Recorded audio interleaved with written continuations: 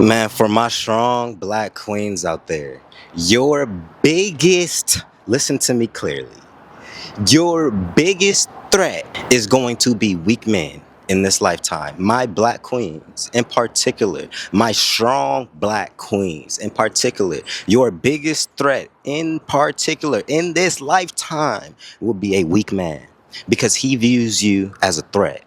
An emotionally weak man, a physically weak man, a spiritually weak man is going to view you as a threat every single time. He's not going to like your confidence. He's going to think you're conceited as he's not gonna like he's not gonna like how you move. He's not gonna like the ways that people gravitate to you. He's not gonna like the ways that you making money. Some men don't like that. They think that makes you a very masculine woman. They don't like that.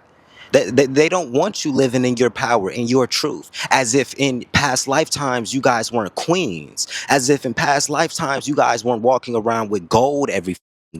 If in past lifetimes you guys literally weren't the divine holders of information in the spirit realm. For some reason, man, a weak man doesn't like that. He doesn't like that you know who you are. He doesn't like that you're confident, that you're ambitious, that you can speak your mind. He doesn't like that.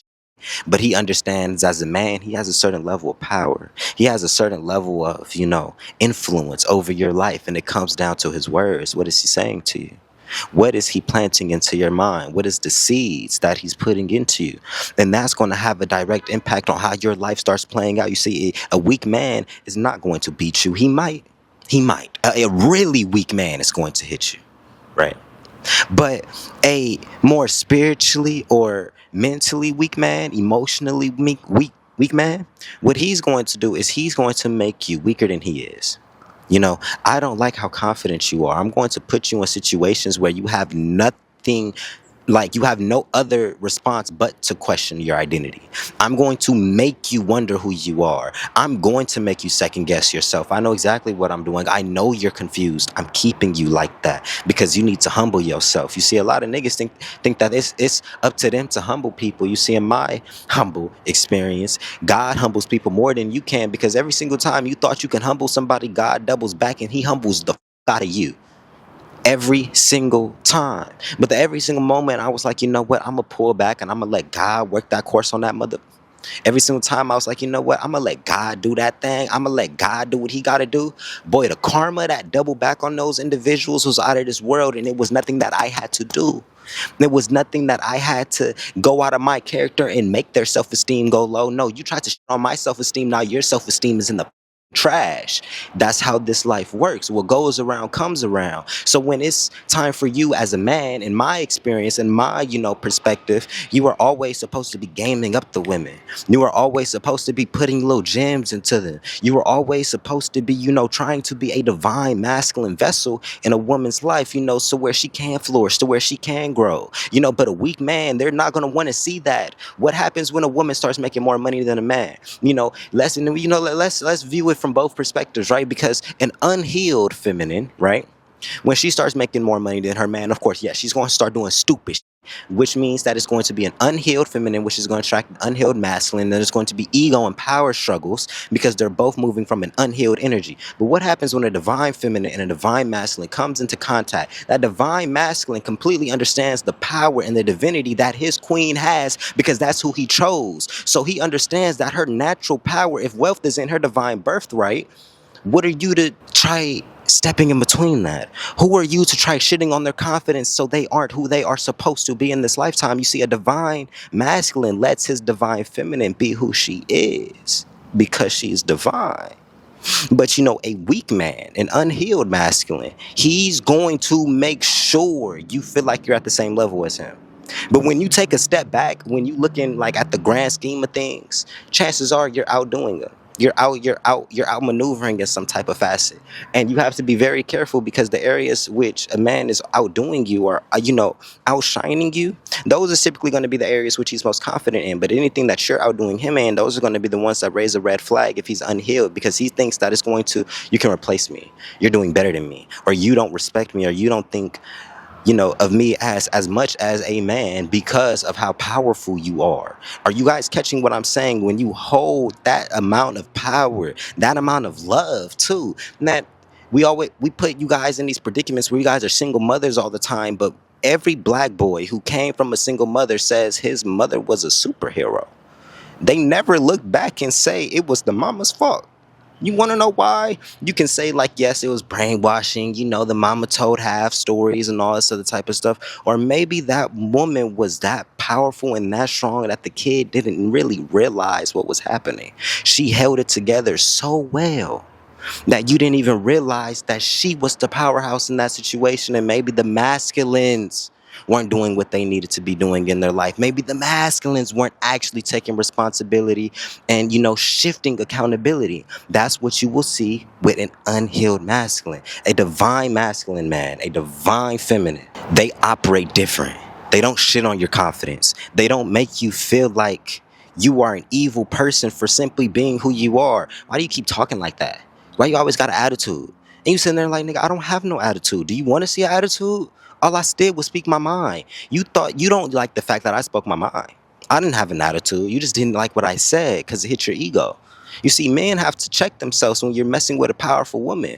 And women, you have to gauge what type of man you're talking to. Is this the type of man where I tell him what's up? If I tell him the truth, he's going to gain his feelings? You need to distance yourself from that ASAP. No questions asked. Because why would you want to be around a man who can't accept reality? Who can't accept truth? The actual fine print of life and just situations in love. Why would you put yourself in a situation where they can't see beyond the physical? They can't see beyond the surface level of you're shitting on me because you're doing better than me. Why would you put yourself in that situation? But you see black women, because black women hold so much love, right? Internally, they do.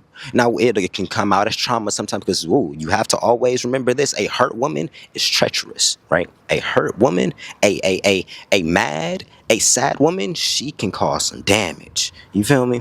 But women typically have that inner sense of love within them. So you guys will take these men.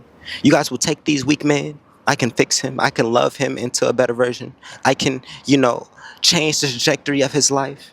No, you can't. You can try staying down, but if anything, that's going to enable people. You see, in my experience, you want to know the quickest way for somebody to cherish something? Take that shit away from them. Let them see what it's like to experience life without that.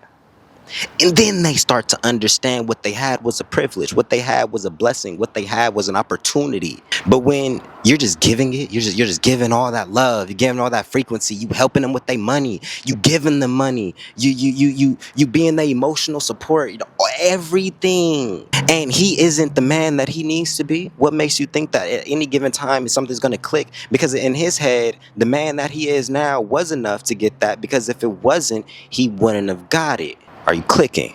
So, do your research on these men. Gauge a little bit. I'm not going to say breadcrumb, but be intentional. You have to watch actions. Be yourself from the start and watch what they do. Watch how they interact with you. Do they start trying to put you on the money? Do they start giving you ideas? Do they start trying to help you? Or are they asking you for can you take me here? Can I have this? Can you do this? Don't you think that's a sign? Don't you think that's something within that man that feels like he's lacking something? Don't you want a man who feels as if he got it?